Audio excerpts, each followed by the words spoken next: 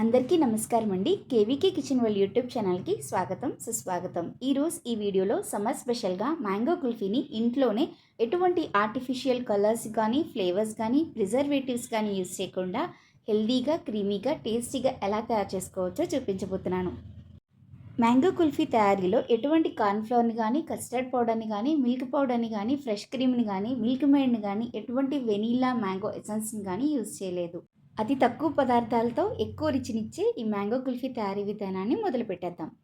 ముందుగా మిక్సీ జార్లో పావు కప్పు జీడిపప్పులను వాటర్ ఏమీ యాడ్ చేయకుండా మెత్తటి పొడిలాగా మిక్సీ పట్టుకుని పక్కన పెట్టుకోవాలి.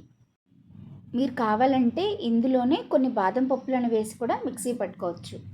ఇప్పుడు ఒక పండిన తీయని మామిడి పండు రకాన్ని ఎంచుకుని ముక్కలుగా కట్ చేసుకోవాలి. ఒక మామిడి పండు నుండి కోసుకున్న ముక్కలు 1 కప్పు వరకు వచ్చాయి. వీటిని ఒక మిక్సీ జార్లో వేసుకొని మెత్తటి పేస్ట్ లాగా చేసుకుని పక్కన పెట్టుకోవాలి. ఇప్పుడు స్టవ్ ఆన్ చేసి వెడల్పాటి మందపాటి గిన్నెను పెట్టుకుని అందులో ఒక 1/2 లీటర్ వరకు పాలను పోసుకోవాలి. ఒక మామిడి పండు తీసుకున్నాం కాబట్టి 1/2 లీటర్ పాలు సరిగ్గా సరిపోతాయి. ఈ పాలను బాగా కాగనివ్వాలి. పాలు ఒక పొంగు వచ్చిన తర్వాత గరిటెతో తిప్పుతూ కలుపుతూ ఉండాలి. గిన్నె అంచులకు కట్టే పాల మీగడని కూడా గరిటెతో గీకుతూ పాలల్లోనే కలుపుకోవాలి. ఇప్పుడు మనం ముందుగానే మిక్సీ పట్టుకున్న జీడిపప్పు పొడిని కూడా మాలల్లో వేసుకుని బాగా కలుపుకోవాలి. జీడిపప్పు వేయంగానే పాలు అడుగు పట్టడం మొదలవుతుందండి. అలా అడుగు పట్టడం మొదలవకుండా గరిటెతో అడుగు భాగం నుంచి గీకుతూ కలుపుతూ తిప్పుతూ ఉండాలి. ఇప్పుడు ఇందులోకి 2 టేబుల్ స్పూన్ల పంచదారని కూడా వేసుకుని కలుపుకోవాలి. పంచదారని వద్దు అనుకునేవారు ఈ ప్లేస్లో బెల్లాన్ని కూడా వాడుకోవచ్చు. అయితే కొన్ని రకాల బెల్లాలు పాలల్లో విరిగిపోతాయి కాబట్టి స్టవ్ ఆఫ్ చేసిన తర్వాత బెల్లాన్ని కలుపుకోవడం ఉత్తమం. ఆల్రెడీ తీయని పండిన మామిడి పండు యూజ్ చేస్తున్నాం కాబట్టి ఎక్కువగా తీయదనాన్ని కలుపుకోవాల్సిన అవసరం లేదు. ఇలా మనం పోసుకున్న 1/2 లీటర్ పాలు 1/2 లీటర్ అయ్యేంత వరకు పాలను బాగా మరిగించుకోవాలి. చూడండి, పాలు బాగా మరిగిపోయి క్రీమీ టెక్స్చర్ వచ్చేసింది. ఇప్పుడు ఇందులోకి 1/2 టీ స్పూన్ యాలకుల పొడి వేసుకుని అంతా బాగా కలుపుకొని స్టవ్ ఆఫ్ చేసుకుని పాలను బాగా చల్లారనివ్వాలి. పాలు చల్లారిన తర్వాత మనం ముందుగానే సిద్ధం చేసి పెట్టుకున్నటువంటి మామిడికాయ పేస్ట్ని కూడా వేసుకుని బాగా కలుపుకోవాలి. ఈ మిశ్రమాన్ని కొంచెం కొంచెంగా తీసుకుంటూ కుల్ఫీ మోడ్స్లో పోసుకోవాలి.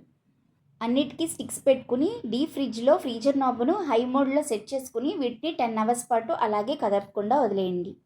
ఒకవేళ కుల్ఫీ మౌల్డ్స్ లేనట్టయితే మనం టీ తాగే స్టీల్ గ్లాసులో మనం సిద్ధం చేసి పెట్టుకున్నటువంటి మిల్క్ మ్యాంగో మిశ్రమాన్ని వేసుకోవాలి.